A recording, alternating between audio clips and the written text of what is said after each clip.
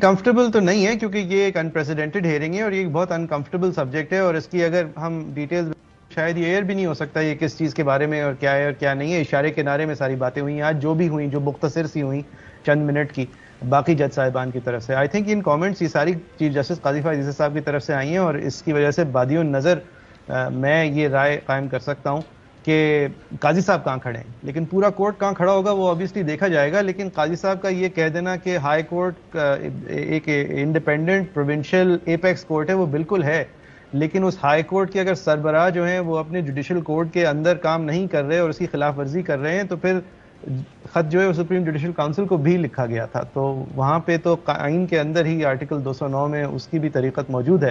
तो ये मुझे शायद मेरी समझ से मुझे समझ नहीं आई, शायद मैं समझने में कोताही कर रहा हूँ। और दूसरी उन्होंने जो पोजीशन ली थी कि ये 2023 के मामलात हैं और वो उनसे आके मिले तो शायद उनकी तैयारी उस वक्त नहीं थी या वो एक्सपेक्ट नहीं कर रहे थे। लेकिन सवाल तो फिर भी ये रह जाता है कि फिर जब काजी साहब चीफ बने तो उसके बाद उनको क्या वो ये कंप्लेंट भूल गए थे या ये कंप्लेंट जो है वो इससे ज़्यादा बड़ी नौयत के मामलात उनको मुसलसल तंग करते रहे हैं।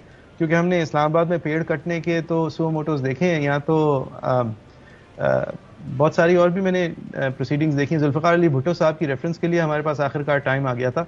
तो ये 6 हाजिर सर्विस जज साहिबान हैं जो कि मुदाखलत का कंप्लेन कर रहे हैं, अपने बेडरूम्स की सर्वेलेंस का कंप्लेन कर रहे हैं, अपने ब्रदर इन लॉ को इलेक्ट्रिक शॉक्स का कंप्लेन कर रहे हैं। तो शायद ये ज़्यादा ज़रूरी है। अगर उस वक्त इख्तियारात नहीं थे तो फिर जो पहले हफ्ते में सुप्रीम कोर्ट की फुल कोर्ट मीटिंग हो गई थी उसके अंदर शायद ये मौजूद भी सामने आ जाना चाहिए था प्रैक्टिस एंड प्रोसीजर के साथ और इस्लामाबाद के पेड़ों से पहले। 3 जजेस ड्राइविंग फोर्स दिखाई गए डायरेक्शन के हवाले से। वो जस्टिस अतर मिनल्ला साहब थे, आपके मंसूर अली शाह साहब थे, जस्टिस मंदोखेल थे। Do you feel they were the driving force today जिन्होंने कहीं और जा रही थी समाअत और उसका रुख टर्न किया टुवर्ड्स द एक्चुअल इशू? देखें, ड्राइविंग फोर्स तो ईसा साहब थे। 99.99% वक्त ईसा साहब कंट्रोल कर रहे थे डिस्कोर्स। या तो वो सवाल पूछ रहे थे या खुद मुखातिब थे अटॉर्नी जनरल साहब से या अटॉर्नी जनरल साहब उनसे मुखातिब थे। तो ड्राइविंग फोर्स तो ईसा साहब ही थे। लेकिन ये बाकी लोग जो हैं वो दूसरी तरफ का नज़रिया रखने वाले जो कि ये इस प्रोसेस को किस तरह होना चाहिए था, शुरुआत से ही सो मोटो होना चाहिए था, उनके लिए एक रे ऑफ होप ज़रूर थे जो बाकी जज साहिबान की तरफ से बातें सामने आई।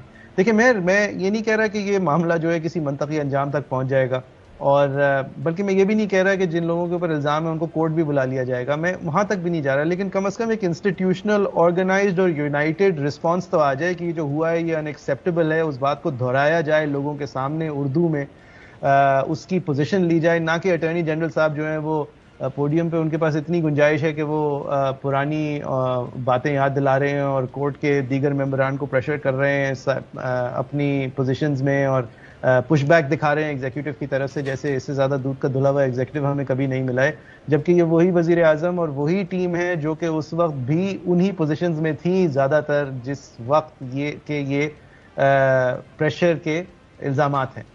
और मेरी तो समझ से बाहर इतनी गुंजाइश एक एग्जीक्यूटिव के रिप्रेजेंटेटिव को आज कैसे मिली। लेकिन अब मैं होपफुल हूँ 29 को कुछ और नहीं। 29 को तो फुल कोर्ट का अंदिया दे दिया गया है ना मोइज? अंदिया नहीं दिया है मेहर, वादा किया है। दैट्स लुक, ये बात बहुत इंपॉर्टेंट है कि कमेटी बैठी और कमेटी ने फैसला किया ऑल अवेलेबल जजेस और वेंसडे का टाइम रखा जो आज था। यानी कि ये कमेटी जब फिर से बैठ के दीगर केसेस असाइनमेंट में फिर से बैठेगी तो वो फिर से फैसला करेगी ऑल अवेलेबल जजेस, और अगर 15 के 15 अवेलेबल होंगे तो उन सबको बिठाया जाएगा। मेरा ये ख्याल था उस कमेटी के ऑर्डर के तहत जो ये बेंच बनी थी उसको देखते हुए आज इसके ऊपर मोहर अप्रूवल की लगाई है चीफ जस्टिस साहब ने, और उन्होंने ये वाजे किया है कि हम देखेंगे कि सब बैठें और फिर डे टू डे सुने। तो ये उन्होंने अप्रूव किया है एक पोजीशन जो कि मेरी नज़र में वो कमेटी की रिकमेंडेशन यूनानिमसली जो उसने ये 7 मेंबर बेंच बनाई थी उसके अंदर भी आया थी। अब उन्होंने क्लैरिफाई किया है और इसीलिए इतनी लंबी डेट पड़ी है कि दीगर मेंबरान जो हैं बेंच के वो अवेलेबल हो, मगर मुझे कता कलामी मां मुझे बताइएगा, मगर माइंड दिया है मोइज़ कि आप अपने होम बेंचेस की रजिस्ट्रीज में चले जाते हैं। जी, आज माइंड दिया चीफ जस्टिस ने कि कमीशन की तरफ मामलात बढ़ रहे हैं। एक्सपेक्टेशंस क्या हैं इन प्रोसीडिंग से? क्योंकि अब आप देख रहे हैं कि टीओआरस तो अब सुप्रीम कोर्ट बनाएगी, तमाम तर जिम्मेदारी सुप्रीम कोर्ट के पास है। कितनी इंक्विजिटोरियल टीओआरस हैं, कितनी हार्ड हिटिंग हैं, कितनी प्रिसाइस हैं, اس کی ساری اونرس اور ساری ذمہ داری اور کنٹرول اب سپریم کورٹ کے پاس ہوگا, بٹ انیویٹبلی تو بننے تو کمیشن جا رہی ہے نا سر. کمیشن تو ظاہر ہے ایک کمیشن آف انکوائری بنے گا, لیکن اول تو وہ ایگزیکٹو کے ٹی او آرز پہ نہیں بنے گا, ایگزیکٹو کی انٹرفیئرنس پہ نہیں بنے گا, ایگزیکٹو کو کے through commission of inquiry act کے تحت نہیں بنے گا, جو آج اٹارنی جنرل صاحب نے ہم سب کو سمجھایا کہ کتنا عمدہ قانون ہے.